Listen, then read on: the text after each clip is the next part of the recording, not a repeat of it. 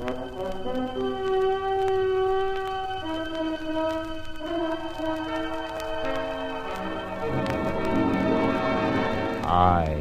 have been here. The Grey Goose, Adventures of a Modern Robin Hood.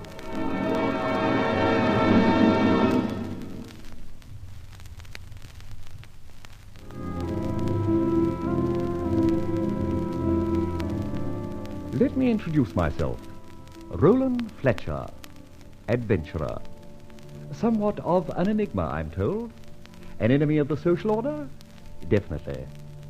Let me tell you, then, of the adventure that commenced with my meeting with Barbara Faversham. A lovely moonlight night on a lonely road, the powerful Daimler purring along its way to London, when...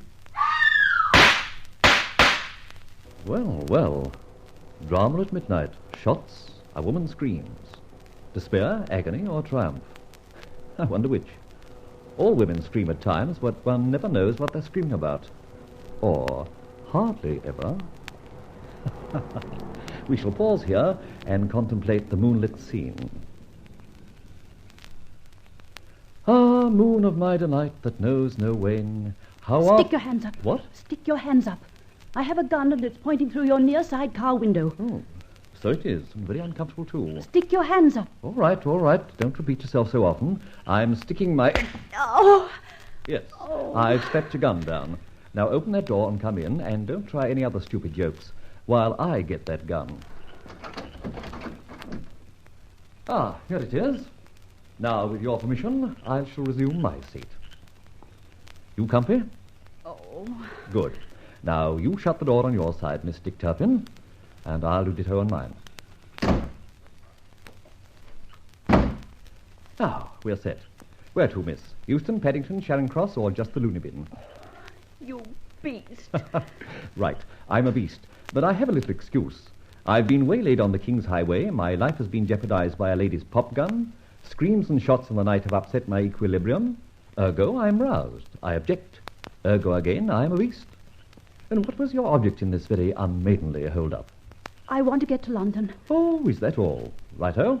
Shilling a mile, 50 miles, £2.10, laddie, in advance. Oh. All right, now, let's have it. What is all this about? I can't tell you. You must, my dear, or walk back.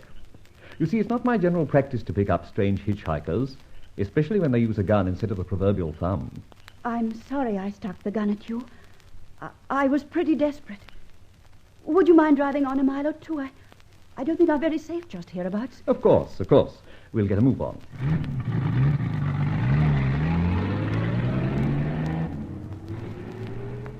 Now, spill the beans. Oh, wait, you haven't any other guns or daggers about you, have you? Certainly not. What do you think I am? Well, frankly, I don't know. I think for my own safety I ought to search you. You wouldn't dare. How could you stop me? I suppose I couldn't. Cad. No, you couldn't. But somehow I believe you've contributed your full quota to the disarmament policy. I assure you. All right, let's cut the cackle and get at some understanding. I'm Rolland Fletcher. My license is in the glove box if you want confirmation. And now, you. My name's Winnie Mayfield. Oh, thanks for your candor. I notice your handbag has the initials BF. BF, of course, standing for Winnie Mayfield. And again, of course, for something I'm too much of a gentleman to utter. You are definitely a beast. All right, then, my name's Barbara Faversham. Does that mean anything to you? Doesn't even ring a bell. Wait, Faversham? My hat now. Yes. My father is Brian Faversham, now in Dartmoor for a term of 12 years. For fraud, gulling the public, conversion of funds, the whole lot. Oh, sorry. But he's innocent. Ah. He is. He's a victim of a bunch of sly, unscrupulous rats who are now sitting back in ease and luxury while the only honest man in the syndicate has taken the... Rap is the word. Rap. Listen, I have letters, documents, and all sorts of things at home that can prove it. But I'm so helpless. A girl knowing nothing of big finance. I've sworn I'll get the rights of things, And I'm going to get every one of those men till I prove everything. One by one, they're going to pay. Well, what do you think? For heaven's sake, say something. Barbara Faversham had a fair trial. Yes, but he was the victim, the whipping boy for these men. Look at this paper. A list? Yes, a list of robbers. The 40 thieves. Strange. What is? Barbara, you're on a losing wicket, I think. But you're a crusader in a fashion. Somehow I'm a bit your way because, you see, I'm on a similar errand. Sometime I may tell you about my fight, but not now. Here, let me stop the car a moment. But I want to get to London. All in good time, my dear. And I give you my word, I haven't run out of gas. Now tell me, what was all the shooting about back there? But before you do, shall I tell you that among those 40 thieves there are names in which I also am vitally interested? Did you notice one? Venner. Horatio Venner. I did. He was a financial genius. Mm-hmm. And secretary of one of my father's companies. He was the owner of that house back there, Highfield Manor, and was one of the 40 thieves, too. Well, I learned that his knowledge would be useful to me, so I went down there tonight to confront him with it and make him admit certain facts. Go on. I got to the house and was admitted. He was in his study. Why, Barbara, it is a pleasure to see you. The pleasure is not mutual, Mr. Venner. No? Definitely no, Mr. Venner. I haven't come here to exchange polite crosstalk. No? No. I've come here because I know you are in possession of documents that, if released in the right quarters, would help clear my father's name and put the rest of your gang where he is now, in jail. Now, Barbara, just think for a moment. I have thought, Mr. Venner. I see you have a safe there. Open it, now. Barbara, I have this gun, Venner. I shall shoot. I mean it. Very well, my dear. You shall examine the contents of my safe. I do not think there is anything that will help you in there. There you are. Please make yourself at home. Hey, confound the lights. They've gone out. Who did that? All right, Venner. Thanks for the help. Barbara, where are you, Barbara? You could not do this to me. That's it, fellas. Chuck everything in the safe into the bag. Everything. Good. Now scram. Who is it? Who's there? Who? The lights. The switch. Where is it? Oh! Mr. Venner! Mr. Venner! My God, they've killed him. Who?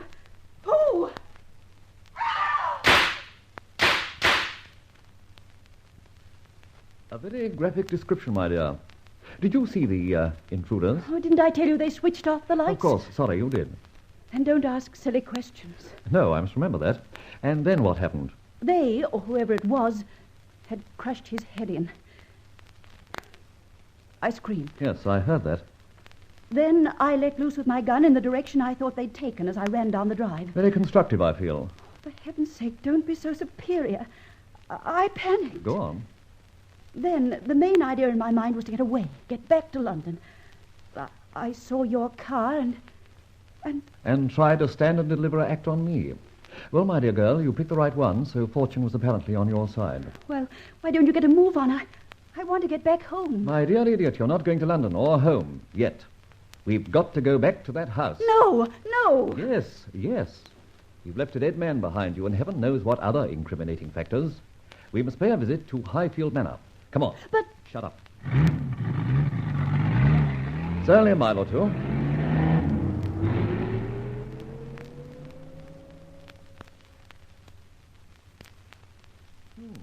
A nice kettle of fish. One dead man, coshed very severely on the napper. Come here, Barbara. I can't. Don't be an idiot. Look at this man. Yes. That's your friend, your late friend, Horatio Venner? Yes. Now, think back. This is urgent. Did you have a drink, a cigarette, or touch anything here? I had a cigarette. Where's the butt? Did you finish it? Yes. I think I put it in that ashtray. Oh, for God's save me from fools, and that means women. Get that butt and shove it in your purse, bag, or pocket. Good. No drinks? No. Good. No fingerprints on glasses. Did you touch anything else? Anything at all? Probably. The chair arm, I think. I was sitting here. Give me that silk scarf you're wearing. Thank you. Now to do a bit of dusting. Must I? Must I stay and look at that? Yes, you must. And that can't do you any harm. So don't be squeamish. Now, cast your mind back. Have you touched anything? Anything else? No. No, I don't think so. Think. Don't be a fool. Have you? No. Oh, the press button, the doorbell, and the switch. Oh, marvelous. Dr. Watson, as a helpmate to Sherlock Holmes, you'll be a complete loss. All right, we can clear out from here, and as we go, wipe the jolly electric button. Okay? Okay. Now for the road, leaving one dead man, one empty house, and one more mystery for our good friends, the county constabulary. Shut the door. Of course. Can we go now? Yes. After? After what? After you wipe the bell push, idiot. What's that? That, my dear, is a grey goose feather. I'm just inserting it in your nearly incriminating bell push. Why? Why? A little conceit, a foible, if you wish, of mine. Have you ever heard of the famous cliché, Queen Elizabeth slept here? Of course. But what's that got to do with Highfield Manor and your feather? My feather means... I have been here. Now for the road, Barbara. And thence, who knows?